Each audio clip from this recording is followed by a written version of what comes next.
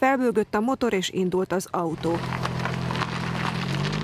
Jaguárok sorakoztak a Göcse és Skansennél, míg tulajdonosaik a falumúzeumban nézelődtek, a régi patinás modelleket és az új, köztük az elektromos típusú autókat bárki szemügyre vehette. Ez a kisfiú be is ülhetett egyik-másikba.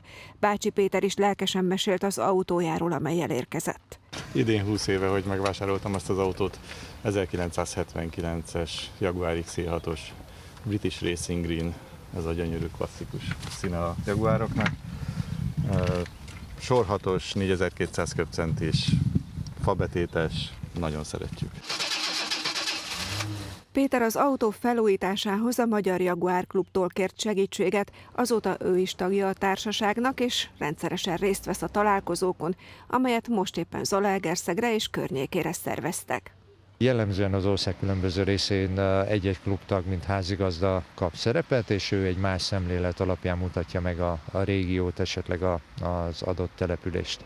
A Jaguárt az 1920-as évek óta gyártják Angliában, jellegzetes emblémája az elrugaszkodó nagymacskát formázó ordísz. Ez az autó 1967-ben készült, a felújítás után is megőrizte az eredeti gyártmány jellegzetességeit.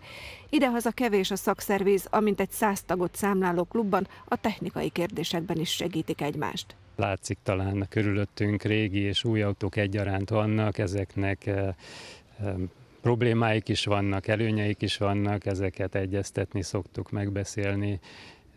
Ki elmondja tapasztalatait és segíti a másikat tanácsokkal, alkatrészbeszerzésről, különböző megoldásokról, meg hát a kalandjairól az autóival. A klub az éves nagy találkozóját egy hónap múlva rendezi, akkor Sopron és Burgenland térségét járják majd körbe az autósok.